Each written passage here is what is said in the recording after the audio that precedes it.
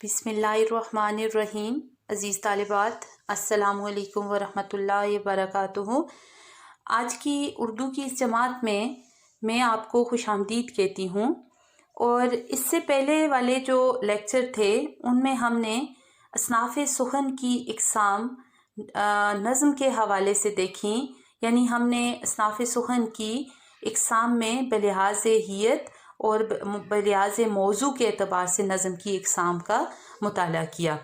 आज हम जिस मौज़ू पर सैर हासिल गुफ्तगू करेंगे वो है नसर की, यानी असनाफ़े सुखन में नसर की बुनियादी इक़साम के हवाले से हम बहस करेंगे। और नसर की बुनियादी दो इक़साम हैं। एक हम कहते हैं अफ़सानवी नसर और दूसरी जो किस्म है वो है गैर अफ़सानवी नसर। सबसे पहले हम गैर अफ़सानवी नसर को पढ़ेंगे।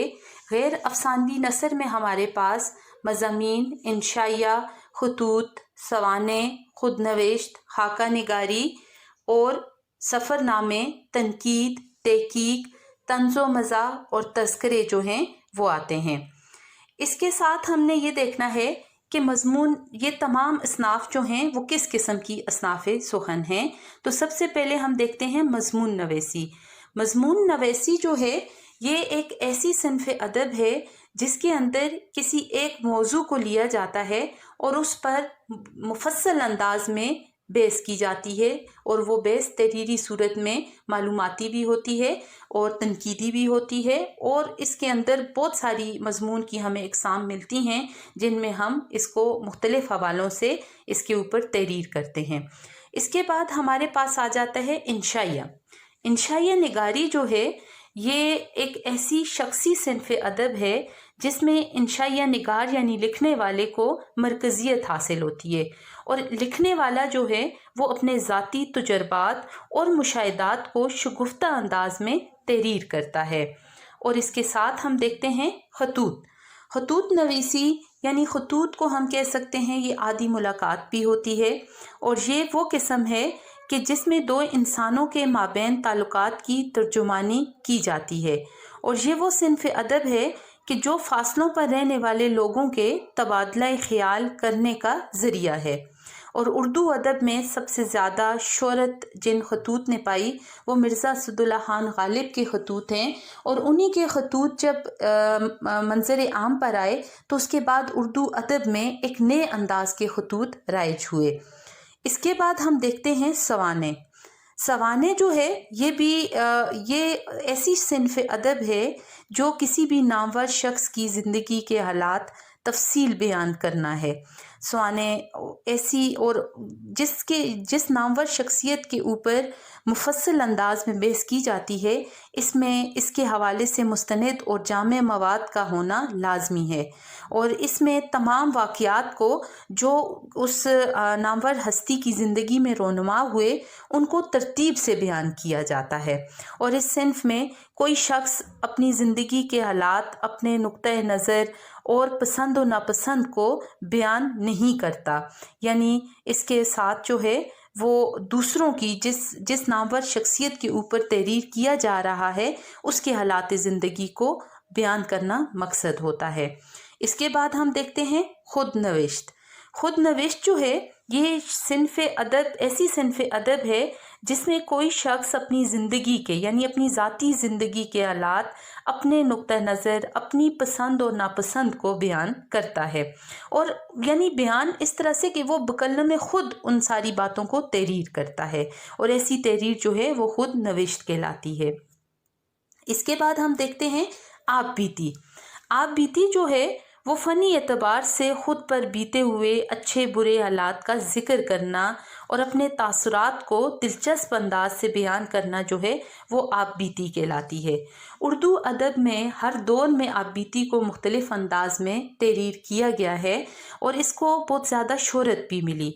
और हमारे यहाँ ज़्यादातर जो निसाब में आप बीतियाँ शामिल की जाती हैं वो ऐसी चीज़ के ऊपर जो जानदार है लेकिन बोल नहीं सकती, बाज़ औक़ात बेजान चीज़ों के ऊपर भी जो है अपना रूप ढाल कर उसके तासुरात, उसके जज्बात को کو محسوس کر کے اس کے احوال کو تحریر کیا جاتا ہے، اور ایسی تحریر جو ہے وہ آپ بیتی کہلاتی ہے۔ یعنی کوئی شخص اپنی بھی لکھ سکتا ہے، کسی بھی جاندار اور کسی بھی بے جان چیز کا روپ دھار کر اس کے جذبات و احساسات کو بھی اپنے اوپر حاوی کر کے اس کی آپ بیتی کو بھی تحریر کر سکتا ہے۔ اس کے بعد ہم آتے ہیں خاکہ نگاری کی طرف۔ خاکہ نگاری جو ہے انگریزی زبان سے لیا گیا ایک ایسا لفظ ہے جس کے معنی ہے اسکیچ، یعنی اسکیچ، جس کے اردو میں ہم کہہ سکتے ہیں کہ اس سے مراد اسکیچ سے مراد ڈھانچہ یا لکیروں کی مدد سے بنائی ہوئی تصویر ہے۔ اور خاکہ نگاری ایسی تحریر ہے جس میں کسی بھی شخصیت کا بظاہر روپ، اس کے نقش و نگار، اس کی جسامت، اس کے خد و خال، اس کے اخلاق، اس کے عادات و اطوار، اس کا رہن سہن، یہ ساری چیزیں جو ہیں خاکہ نگاری میں شامل ہوتی ہیں۔ اور خاکہ نگاری بھی جو ہے وہ کسی معروف ہستی کے اوپر تحریر کی جاتی ہے، اور اکثر اوقات خاکہ نگاری جو ہے وہ یہاں دنیا سے رخصت ہو جانے والے معروف ہستیاں، ان کے رخصت ہو جانے کے بعد ان کی خاکہ نگاری لکھی جاتی ہے تاکہ ان کی ہستیاں، وہ ادبی ہستیاں جو ہیں، وہ شہرت یافتہ ہستیاں جو ہیں، وہ ہمیشہ کے لیے زندہ رہیں۔ اس کے بعد ہم دیکھتے ہیں سفر نامے۔ سفر نامہ جو ہے یہ سفری داستان کا نام ہے، یعنی جب ہم ایک جگہ سے دوسری جگہ سفر کرتے ہیں اور اس سفر کے دوران جو ہم مشاہدات کرتے ہیں یا ہمارا جو تجربہ ہوتا ہے یا جن جگہوں کا ہم مشاہدہ کرتے ہیں ان کے احوال کو جب ہم تحریری صورت میں مفصل انداز میں لکھتے ہیں تو وہ سفر نامہ کہلاتا ہے۔ اس کے بعد ہم دیکھتے ہیں تنقید۔ تنقید جو ہے وہ کہتے ہیں کہ کھرے اور کھوٹے کو پرکھنا، یعنی اصطلاح میں ادیب یا شاعر کے جو فن پارے ہیں ان کے حسن و قبیح، یعنی ان کی اچھائیاں اور برائیاں بیان کرنے کا نام ادب کی روح سے جو ہے وہ تنقید کہلاتا ہے۔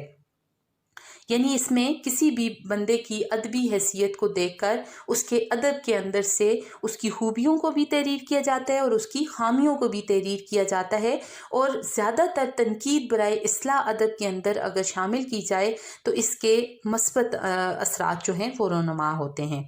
اس کے بعد ہم دیکھتے ہیں تحقیق۔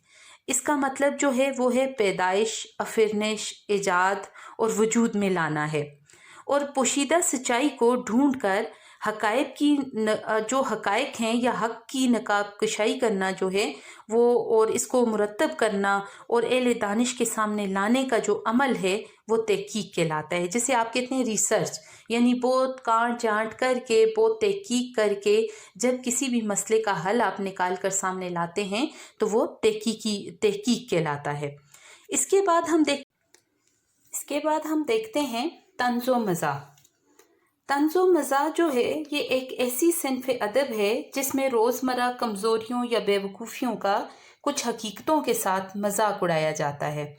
طنز و مزاح اگر اردو ادب میں نہ ہو تو اردو ادب بے رونق ہو جائے، تھوڑا سا ہنسی کا پہلو اس میں شامل ہوتا ہے، لیکن اس کو اگر طنز و مزاح یعنی طنز برائے تنقید یا طنز برائے اصلاح کے طور پر اگر یہ استعمال کیا جائے تو اس کے بھی مثبت نتائج سامنے آتے ہیں۔ اس کے بعد ہم دیکھتے ہیں تذکرہ۔ تذکرہ ذکر سے مربوط ہے، لیکن اصطلاحی اعتبار سے یہ ایک ایسی صنف ادب ہے جس میں شعراء کے مختلف احوال اور ان کے کلام پر تنقیدی رائے جو ہے وہ دی جاتی ہے، اور یہ ضروری نہیں ہے کہ اگر شاعر ادیب کے اوپر یہ تنقیدی رائے دی جائے، یہ سیاسی رہنماؤں اور مفکرین، علماء اور کسی بھی عظیم ہستی کے اوپر جو ہے یہ تنقیدی رائے قائم کی جاتی ہے۔ اس کو تذکرہ کہتے ہیں جس میں یہ ساری باتیں بیان کی جائیں۔ اس کے ساتھ ہی آج صنف ادب اصناف سخن کے اعتبار سے ہم نے نثر کی غیر افسانوی اقسام کو دیکھا۔ انشاءاللہ آئندہ آنے والے لیکچر میں ہم افسانوی اقسام کا مشاہدہ کریں گے، مطالعہ کریں گے۔ امید ہے کہ آج یہ والا موضوع آپ کو اچھے انداز میں سمجھ آ گیا ہوگا۔ اس کے ساتھ ہی اب میں آپ سے اجازت چاہتی ہوں۔ اللہ حافظ، اپنا خیال رکھیے گا۔